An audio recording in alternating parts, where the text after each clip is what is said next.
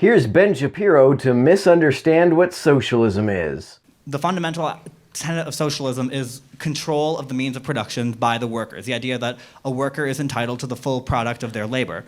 This is manifested in the real world in the example of worker cooperatives, employee-owned businesses, and so on. So setting aside any notions of wealth redistribution, someone already asked about that, what is so immoral about believing that a worker is entitled to the full value of their labor, especially given that such enterprises organized in such a way have been shown to be more effective than traditionally capitalistically organized businesses? Okay, so I think we have to separate out a couple of strands there. Number one, if you're going to talk about the efficacy of workers owning the means of production, are we talking about the government owning the means of production, or are we talking about workers owning the means of production? The couple of strands that Ben is trying to distinguish are what socialism actually is and what Ben misunderstands socialism to be. Ben thinks that socialism is an economy run by a state authority. In fact, authoritarian state control of an economy is not socialism. Here's Noam Chomsky to explain why so many people seem to think that it is. Now, why is it called socialism?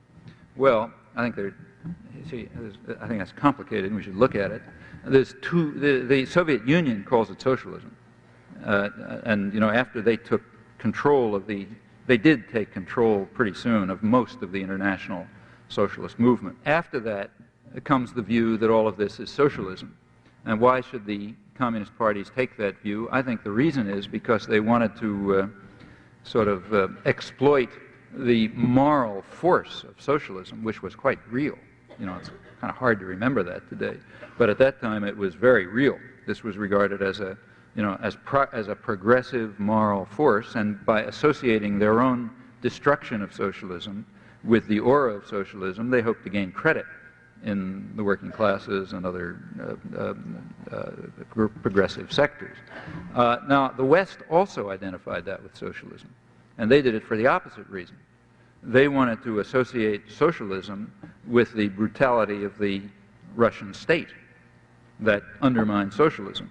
So what you had is that the two major world propaganda agencies, for their own and quite different reasons, were claiming that this is socialism, that this destruction of socialism is socialism. So congratulations, Ben, you bought into and are now spreading Soviet propaganda. Now, I know some of you will say this is a no true Scotsman fallacy, but a no true Scotsman argument is when you give an ad hoc redefinition of something so that whatever you are arguing about that thing becomes true by definition. The definition of socialism I am using is not an ad hoc redefinition. It is the original definition. Because if you're talking about the government, that is wildly untrue, the last statement that you just made, that it's effective. When the government owns the means of production, generally everything blows. Here Ben is trying to argue against socialism by talking about how much he dislikes the opposite of socialism. Okay, that's actually the story of Cuba. That is the story of Venezuela. First of all, none of those countries are socialist by the original definition of socialism. Secondly, Venezuela isn't even socialist by Ben's idea of what socialism is. The state does not completely own or control the economy in that country. Venezuela has not nationalized the entire economy. It hasn't even nationalized most of it. The democratic socialist countries of Norway are generally not owned, Norway is an exception in which the government owns a lot of stock in various companies, but those companies are run along free enterprise lines. They're not run along redistributionist lines, actually. And they also happen to have a massive sovereign oil wealth fund. But if you look at countries like Denmark, for example, there's still enormous private ownership of business. This is true in most of the Nordic and Scandinavian countries anyway. And none of this has anything to do with the original question that was asked. If you're talking about workers owning a business together, I am a worker at my company. I own my business with another person who owns the company with me, and a couple of investors. The investors have sunk their labor, which they made money from. Right? Money is just a tangible trade for labor. That's a bit of an oversimplification, Ben. In a fiat money system like the one that we have, money exists and has value essentially because the government says so, and not because it's tied to labor or any commodity in which labor is invested. And even when money does come from labor, there are lots of ways of getting money that don't involve doing any actual labor yourself. The money a person has is not always obtained from their labor. Maybe the money came from inheritance, or maybe it came from a loan, or maybe the money came from other investments. I've had investments, I've profited off of those investments. I ended up with more money than I started with, but I don't recall doing any labor in exchange for that money. I clicked a couple things in my computer, I waited a few months, then I clicked a couple things in my computer again, and I was several $100s richer. On what planet does that constitute labor, let alone hundreds of dollars worth of labor? And they took that money and they invested it in us. So is Bill Gates not a worker at his own company? He invented the company. Maybe Bill Gates still works for Microsoft, but even if he does, he doesn't have to. If he wanted to, he could just sit on his ass all day collecting stock dividends without doing anything. But even if Bill still worked in R&D or something, of course he would still get paid even if Microsoft were a cooperative. But what he is paid could be decided democratically by all of the employees of Microsoft. Right now, your average programmer at Microsoft either has no say in what the CEO gets paid, or their say, rather than being one person, one vote, would be proportional to the amount of stock they own in the company. So I'm also wondering how the worker is not owning his own labor when he freely chooses to alienate that labor in exchange for pay. I suspect that Ben and just about any socialist would disagree about what constitutes freely choosing to trade your labor for pay. If your choices are obedience to a customer, client, or employer on the one hand, and starvation and homelessness on the other hand, I suspect that Ben would see that as a perfectly free, uncoerced choice. Socialists would not agree that such a choice would be free or uncoerced.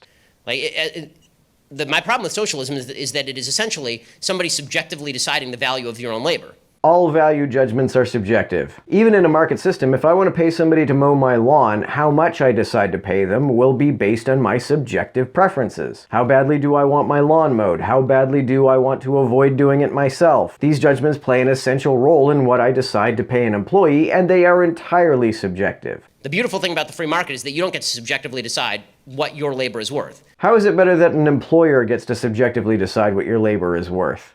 Right? You can't go major in something useless and then come to me and say, I want $100,000 a year for my useless major so I can dig holes in the ground, right? We all recognize that's stupid. Is this how Ben thinks that socialism works? I don't see how this is even consistent with Ben's misunderstanding of socialism. I don't think the Soviet Union was socialist, but Ben does. Does he believe that you could go to Moscow State and major in just any old thing and Stalin would pay you $100,000? Or whatever that was in rubles at the time? But the labor value of theory, which is, I mean, the value labor of theory, it's been a long day. The labor theory of value, my goodness. The labor theory of value, which is that the amount of work you put into something dictates the value of the thing, is a bunch of crap. If I spend all day making mud pies outside, that's an awful lot of work. It's also completely useless. I'm skeptical of the labor theory of value, but Ben outright misunderstands it. It does not mean that just any old thing into which somebody puts their time and effort automatically has value. The theory says that when two things are exchanged, those two things could be completely different in most respects. But since, in Marx's view, the folks trading those two things value them equally, they must have something in common. And that something is the amount of labor put into them. But if nobody is willing to exchange anything for Ben's mud pies, then even according to the labor theory of value, they are worthless, no matter how much time and effort he spent making them. The way that you actually determine the value of work is by trading it for somebody else's work in a fully voluntary fashion. Ironically, I don't think Marx would disagree with that. He just believed that whenever people were willing to exchange two things, usually it was because an equal amount of labor was invested into each. However, what Marx would dispute is that people living under capitalism are trading their labor in a fully voluntary fashion. I don't think he would consider the choice between obedience and starvation to be voluntary at all, let alone fully voluntary. So if you're asking whether I'm okay with, for example, private sector unions, workers get together and they go to the owner and they say, we want more of the profit margin. Sure, as long as you're not kneecapping somebody. Right? But if you kneecap somebody, then I don't approve of your means anymore. If you're asking me if a bunch of workers decide to get together and form a joint stock corporation, of course, that's how most corporations are formed. Most LLCs are formed this way. It's a couple of guys who get together, band their labor together. It's like two guys. And then, after it grows, they decide to hire other people. But then if they don't give those other people equal share in the company, that's when it stops being socialist. So we need to be very specific. When you talk about the ownership of the means of production, are you talking about my version, because that's called capitalism, or are you talking about where the government owns the means of production or crams down on voluntary associations' rules as to the means of production? If I'm talking about neither. I reject state socialism personally. What I'm referring to is specifically, for example, the term given is worker cooperatives. The most prominent example, the Mondragon Corporation in Spain, owned there is no investor or capitalist group that owns the profits. When the company turns a profit, that profit is distributed among the workers, some 80,000 employees. It's a wildly successful corporation. I mean, is it a voluntary association? Is there any cram down happening? No, there's not. Then good, it's capitalist. That's not socialist. It is socialist. If the workers who produce things do so democratically and equally own and operate their capital goods, within a market economy, that is called market socialism. Believe it or not, there is such a thing. Any system that involves any kind of cram down from any kind of higher authority is the opposite of socialism.